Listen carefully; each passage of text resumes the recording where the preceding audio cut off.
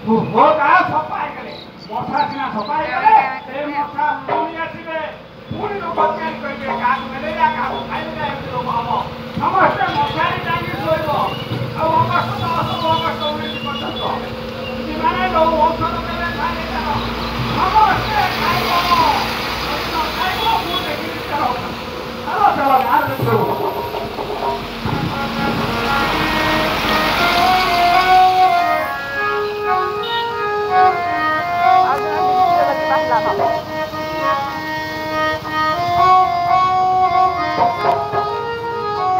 चलो पाकु जा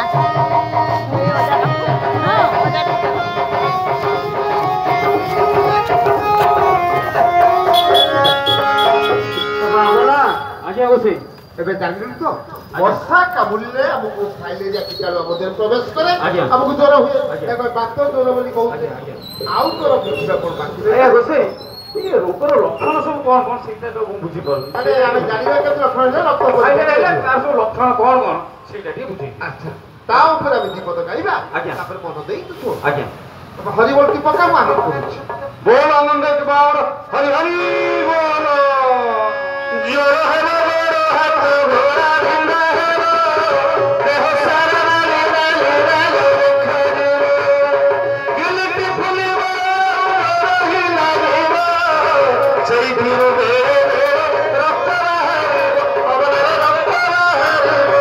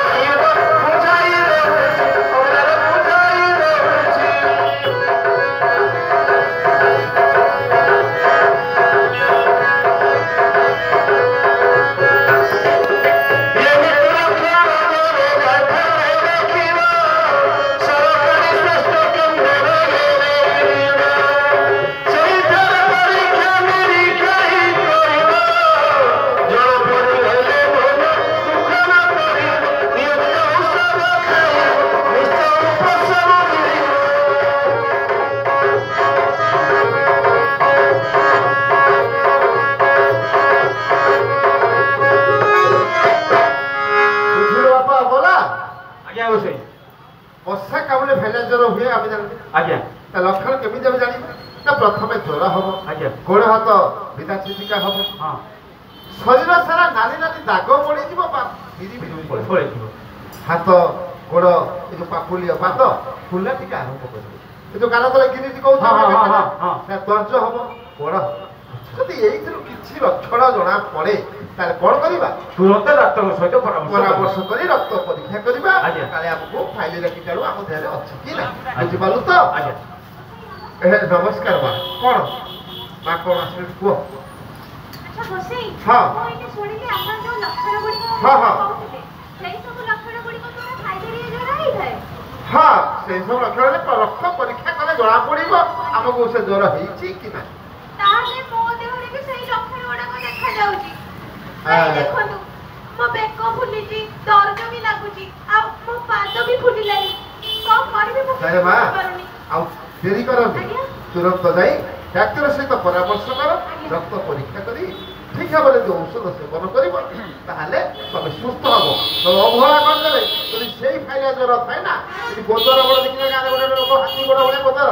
ଶରୀରଟି ବିକଳାଙ୍ଗ ହେଇଯିବ ନା ନା ନା ମୁଁ ଆଉ ଜମାରୁ ବିଳମ୍ବ କରିବିନି ଏବେ ହିଁ ଯାଉଛି ମୁଁ ଡାକ୍ତରଙ୍କୁ ଦେଖିବାକୁ ହଁ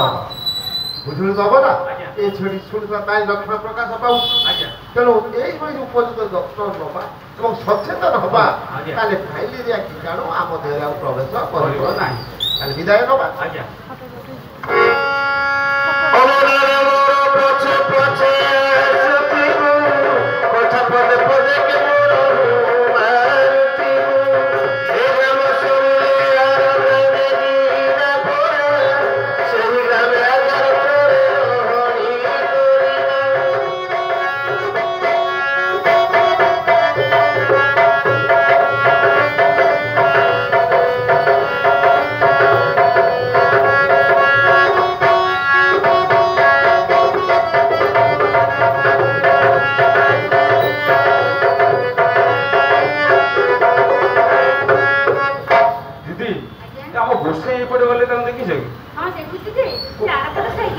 ବସାଇ ଗଲେ ତମେ କଣ ଯାଇନ? ମୁଁ ଟିକେ ପଛରେ ରହିଲି ଟିକେ ପାଣି ପିଉଥିଲି ସେ ଦିଦି ଆମ ବସେଇ ମୋ ଆଗରେ ମାରିକି ପଡିଲେ ମୁଁ ବାଟ ପାଉନି କୁଆଡେ ଯିବି ହଉ ହଉ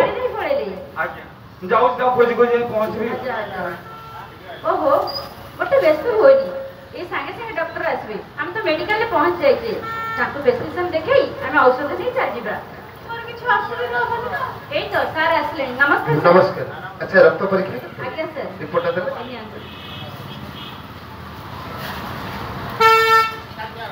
ଆଚ୍ଛା ଆଗ ଦେହ ତ ଫାଇଲିଆ ଜ୍ୱର ଅଛି ହଁ ନା ନା ବ୍ୟସ୍ତ ହୁଅନ୍ତୁନି ଠିକରେ ଔଷଧ ଖାଇଲେ ସମ୍ପୂର୍ଣ୍ଣ ସୁସ୍ଥ ହେବ ମଶା କାମୁଡ଼ିବାରୁ ହଁ ଆଚ୍ଛା ମଶାରୀ ତମେ କେତେ ବର୍ଷ ଟାଣୁଛ ନା ଏ ରୋଗର ଲକ୍ଷଣ 4-5 ବର୍ଷ ଜଣାପଡ଼ିବ ଆଜ୍ଞା ମଶା କାମୁଡ଼ିଲେ ଆପଣଙ୍କୁ ମ୍ୟାଲେରିଆ ଜ୍ୱର ହୁଏ ଫାଇଲେରିଆ ଜ୍ୱର ହୁଏ ଯାହାକୁ ବାତ ଜ୍ୱର ବୋଲି କହୁଛେ କିନ୍ତୁ ମ୍ୟାଲେରିଆ ଜ୍ୱର ହେଲେ 15-21 ଦିନ ଭିତରେ ତା ଲକ୍ଷଣ ଗୁଡ଼ିକ ପ୍ରକାଶ ପାଇବ କିନ୍ତୁ ଯଦି ଆପଣଙ୍କୁ ଫାଇଲେରିଆ ମଶାଟି କାମୁଡ଼ିଥାଏ ତାହେଲେ 10ରୁ 15 ବର୍ଷ ପରେ ଆର ଲକ୍ଷଣ ପ୍ରକାଶ ପାଇବ ଲକ୍ଷଣ ଗୁଡ଼ିକ କ'ଣ ନା ପ୍ରଥମେ ଆପଣଙ୍କୁ ଜ୍ୱର ହେବ ଗୋଡ଼ କମ୍ପ ବି ଆସିପାରେ ଗୋଡ଼ ହାତ ଘୋଳାବିନ୍ଧା ହେବ ଆପଣଙ୍କ ଶରୀରରେ ନାଲି ନାଲି ଦାଗ ଦେଖାଯିବ ବା ବିରି ବିରି ମଧ୍ୟ ଫଳି ଯାଇପାରେ ହାତ ଗୋଡ଼ର ପାପୁଲି ସବୁ ଫୁଲା ଆରମ୍ଭ କରିବ ମହିଳାମାନଙ୍କର ସ୍ତନ ଫୁଲିବ ଦରଜ ହେବ ଏବଂ ପୁରୁଷମାନଙ୍କର ଅଣ୍ଡକୋଷ ମଧ୍ୟ ଫୁଲା ଆରମ୍ଭ କରିବ ଯଦି ଏଇଥିରୁ କୌଣସି ଗୋଟେ ଦୁଇଟା ଲକ୍ଷଣ ପ୍ରକାଶ ପାଏ ତାହେଲେ ଆପଣ ନିଜ ଗାଁରେ ଥିବା ଏଏନ୍ଏମ୍ ସେଣ୍ଟରକୁ ଯାଆନ୍ତୁ ଏଏନ୍ଏମ୍ ଦିଦି ହଉ ଆଶା ଦିଦି ହଉ ତାଙ୍କୁ କୁହନ୍ତୁ ତୁରନ୍ତ ଡାକ୍ତର ସହିତ ପରାମର୍ଶ କରି ରକ୍ତ ପରୀକ୍ଷା କରିବା ମଧ୍ୟରେ ଖାଲି କୀଟାଣୁ ଅଛି କି ନାହିଁ ଯଦି ବି ଥାଏ ତୁରନ୍ତ ଯତ୍ନ ନେବା ସହିତ ତାର